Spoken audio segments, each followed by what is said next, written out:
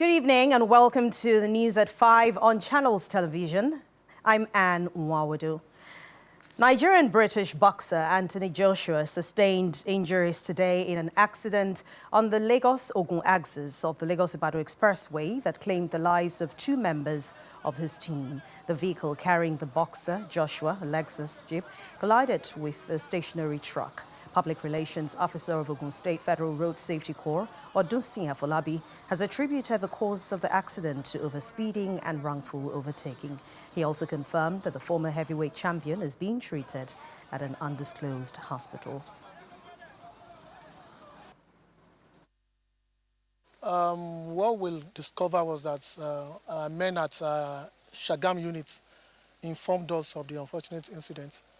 From what we got to understand was that there was a trailer that was parked at the shoulder, whereby the vehicle conveying Anthony Joshua and his team did a wrongful overtake, and they ran into that vehicle, which was definitely because of the overspeeding. I didn't think they were not overspeeding. Probably that wouldn't have been that fatal. And from the report we have 5 people were involved in the total. 2 people lost their lives, and the rest just had injuries. Okay. He was not among the people that died anyway, but the DSS details that were with him took him to an undisclosed location, took him to an hospital, but he was not seriously injured, from what we discovered. So what other details did you want us to know? What our men did was to carry those that lost their life to the nearest morgue there, so they've been deposited there, and the road was later cleared from every other form of obstructions.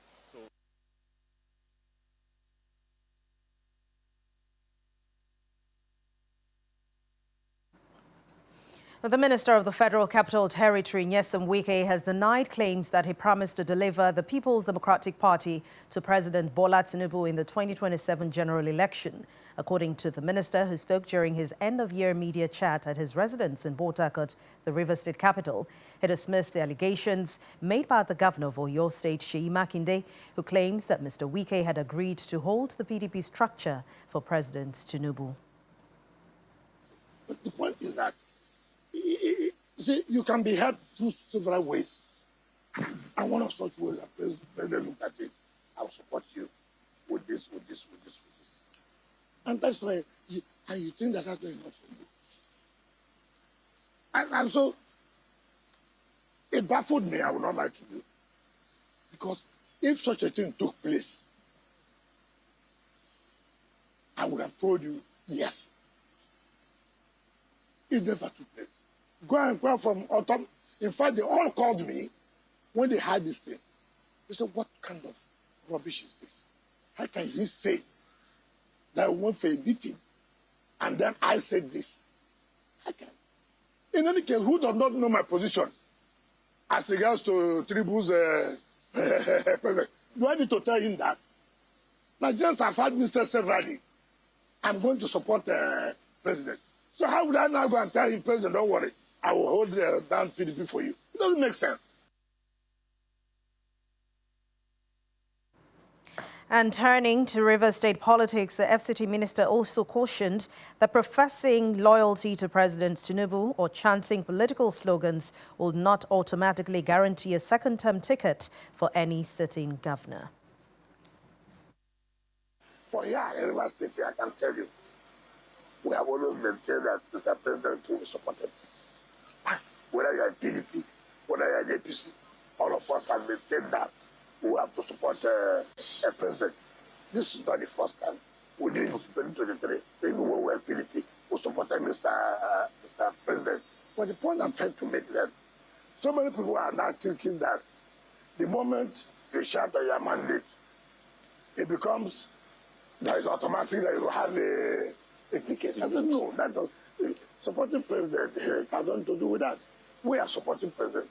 Does not mean that we must have automatic ticket. We are supporting president based on certain factors, which we have seen severally.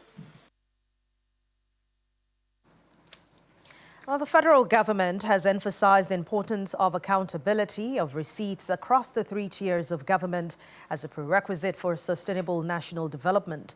The Secretary to the Government of the Federation, George Akume, made this call at the St. John Baptist Cathedral in Boko, Benue State during the Thanksgiving church service as part of activities for the festive season. We have 3 tiers of government, the federal, the state, and the local government.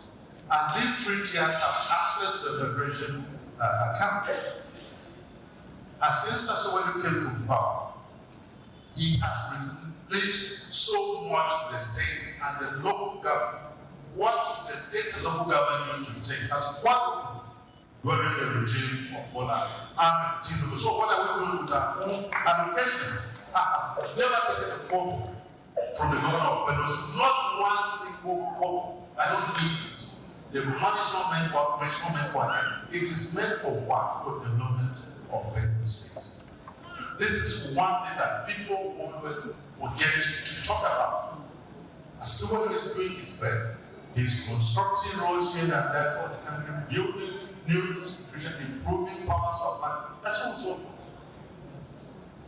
Money doesn't that up. Special attention to states and so on. So if we're not moving forward, what is the problem? The Renewed Hope initiative of the First Lady Senator Oluremi Tinubu has empowered about 250 elderly men and women in Ogun State through her Renewed Hope Elderly Support Scheme.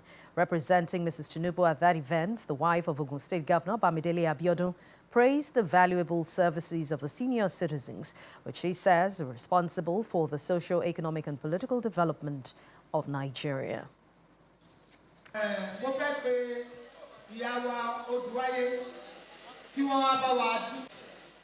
The cultural center, Kuto Abeokuta, the Ogun State capital, is filled to capacity as elderly citizens make their way in to be a part of the 3rd edition of the yearly program designed by the Renewed Hope Initiative to support the elderly members of the society.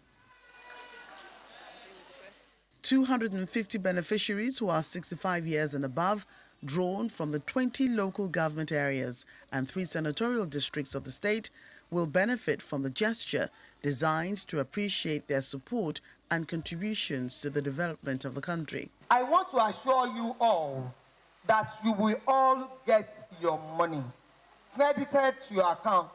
For those who are not going to be part of the symbolic presentation, you will all get your money.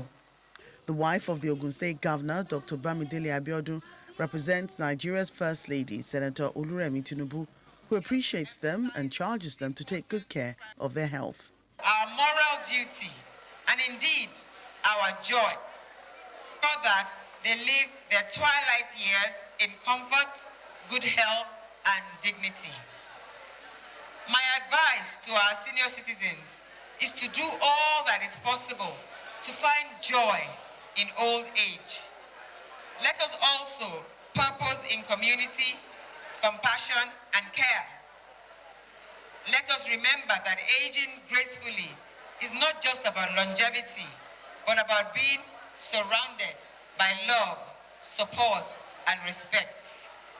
As part of the support, beneficiaries are handed cash gifts to support their well-being and help their businesses, a gesture for which they are grateful. All we are saying is saying a very big thank you to the federal government of Nigeria through Mama Oluremi Tinubu for making it fit, at least for the elderly, to celebrate their Christmas and New Year in a good mood. Because giving them a token and what we are going to be giving is not even a token. It's something that will make our family happy. It's something that will make us happy and fill the Christmas and New Year. So we thank them. We say thank you, ma. Thank you to our mother for facilitating such a program into Ogun State. I'm very, very happy. And in fact, it really elevates me because I've been struggling to even buy my drugs for some time now. So I'm very happy. This program is very, very good. The scheme also includes medical checks to determine their state of health and offer further support and referrals when necessary. Operatives of the Department of State Services, the DSS, have arrested a suspected gang leader and another individual linked to the 2023 kidnapping and murder of renowned neurology professor Ekanem Philip Ephraim. Security sources told Channels Television that the alleged gang leader, Patrick Essien Etim, a 23-year-old, and an accomplice, Basi Antie Asukwo, a 40-year-old, were apprehended on December the 27th at the medical facility in Cross River State while allegedly planning to abduct another prominent medical professional. According to the sources, the DSS had been tracking the kidnapping syndicate since July 2023 when armed men posing as patients abducted Professor Ephraim. The suspects reportedly confessed to the crime, admitting they killed the professor after collecting multiple ransom payments from her family. They also confessed to kidnapping other victims and vandalizing electricity cables. A third suspect, identified as Isaac Ekpeyong, was also arrested in connection with the crimes. That's according to reports. And as part of efforts to enhance security and safety in Lagos, the State Governor Babajide Sanwo-Olu has performed a groundbreaking ceremony for the State Security Trust Fund Permanent Office in Alausa, Ikeja. When completed, the multi-story building funded by the Chief Executive Officer of Premier Lotto Limited, Sir Kezenting Adebutu, will serve as the operational headquarters of the state-owned interventionist agency. The arrival of the Lagos State Governor, Mr. Babajide Sanwo-Olu, kickstarts the official event for the groundbreaking ceremony of the new headquarters of the Lagos State Security Trust Fund, LSSTF, in the Central Business District, Ikeja, marking a major boost to the state's security infrastructure. In attendance to witness the occasion is the Deputy Governor of Lagos State, EXCO members, top security officers and paramilitary officials in the state, and renowned industrialist and philanthropist, Sir Kezenting Adebutu. On the part of the State Security Trust Fund, the gesture will go a long way to solve administrative and operational challenges faced by the interventionist organization.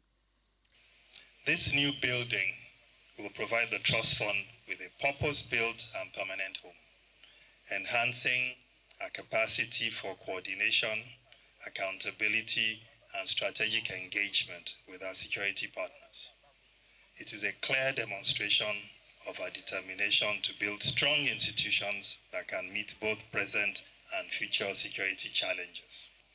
This purpose-built facility will significantly enhance our operational efficiency, institutional capacity, and ability to coordinate effectively with our security partners in delivering our mandate. I wish to sincerely thank Mr. Babajide Olusola Sanwo-Olu, the Governor of Lagos State, for his continued support for Lagos State Security Trust Fund and for fostering a governance environment that encourages collaboration between the public and the private sector in addressing our critical security needs. Although the project is valued at over 800 million naira and fully funded, Sir Kezenting Adebutu says he will continually contribute to security in Lagos State. It is therefore with gratitude, heart, and unwavering faith that I pledge my full support to this noble, praying that God's divine wisdom will guide all who are entrusted with the security of our state. In his remarks, Governor Babajide Sanwo-Olu describes the project as a strategic investment that reinforces Lagos State's unwavering commitment to safeguarding lives and property and ensuring the safety of economic assets in Nigeria's commercial capital. I want to use this to also congratulate the new board members, the new ones that are joining, and also thank the old ones that have served at one point or the time, the board. It's all a journey that everybody has contributed in. From the first executive secretary to the second one, now we have the third one. Everybody had served this board meritoriously, and I want to thank you. And I want to thank the current board that with this, you don't have any excuse. You have to all go out there and ensure that the the support we're giving all of our various security architecture. All the service commanders are here. Let's continue to do it. Then comes the long-awaited moment, the foundation-laying ceremony of the new building, which will serve as the headquarters of the Lagos State Security Trust Fund. The ongoing livestock productivity and resilience enhancement projects in Ondo State are of standard quality and will soon be fully completed and put to use. This was confirmed by the State Commissioner for Economic Planning and Budget, Olaolu Akindoriliere, says that she made this known while speaking to Channels Television on the projects in Akure, the state capital. The El Press initiative, a partnership with the World Bank, is aimed at cultivating a livestock industry focused on fostering a sustainable, diversified and productive livestock economy in Nigeria. Chairman of the Special El Press Project Implementation Committee in Ondo State, Olaolu Akindoriliere, leads members of the committee to inspect ongoing projects across the state. Some of the sites visited include veterinary hospitals in Igbaraoke and Ondo Town, the sheep and goat market in Ondo, as well as the cold chain store in Akure, the state capital. Advice to our farmers is to take advantage to make sure they access these services so that we can benefit from so that it can impact on the lives of our people. You know, food is, when you eat healthy food, you'll be healthy. So our farmers we are enjoying our farmers to make use of these facilities. Meanwhile, the coordinator of El Press projects in Ondo State, Olufemi Adeogun, gives more details on the level of work on the projects. Right now, we are in a veterinary clinic, Igbaraoke, built by Ondo El Press for all the farmers in the Igbaraoke environment. So presently, the level of the work done is almost 100% completed, and we've been to cold chain as well, where they can store vaccines for animals so that there won't be any vaccine break, so that when they vaccinate animals with those vaccines, it will help in increasing their immunity against any diseases.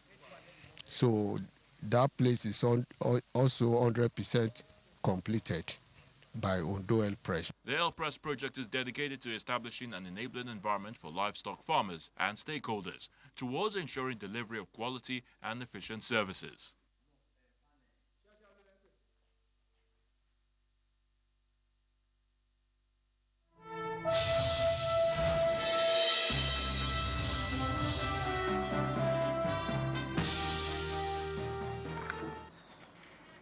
And in the world of business, President Bola Tinubu has officially approved the cancellation of a massive portion of the Nigerian National Petroleum Company Limited's legacy debts, which is owed to the Federation account. This decision followed a recommendation by the Stakeholders Alignment Committee and a reconciliation exercise conducted by the Nigerian Upstream Petroleum Regulatory Commission, the NUPRC. The write-off, which covers legacy obligations accumulated up to December the 31st of last year, includes debts related to production sharing contracts, royalty arrears, and crude oil lifting activities. The key details of the debts cancellation shows that the presidential directive cleared about 96% of the dollar-denominated debts and 88% of the naira-denominated obligations that NNPCL previously owed. The reports confirm that the federal government has wiped out approximately $1.42 billion and 5.57 trillion naira in the historical debt obligation. The Abia State Governor, Dr. Alex Otti, has signed into law the 1.16 trillion naira appropriation bill for the 2026 fiscal year, describing the budget as a tool to consolidate the gains of his administration and meet the expectations of Abia residents. Speaking shortly after assenting to the bill in Isialangwa South local government area of the state, Governor Otti said his administration believes in legitimately empowering the people by creating an enabling environment for businesses to thrive, while also investing in social infrastructure and improving the quality of lives of citizens. We have started, and we are not going to slow down until this place is completely transformed. Around the globe, not only Nigerians, other people are seeing the development that is happening in Abia State. And we are not going to let it down. We are not going to backslide and stride to make this place a better place. That more thanks go to the House for expeditiously attending to the bill, crunching the numbers, spending sleepless nights to ensure quick passage of the bill.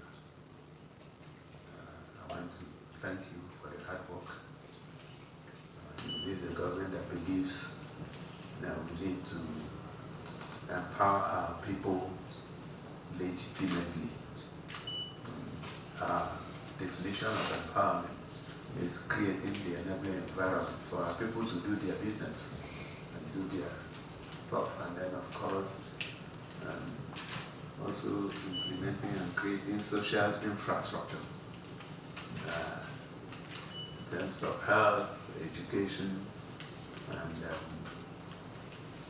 environmental issues, having our place clean, other than the roads and the bridges and the other hardcore infrastructure.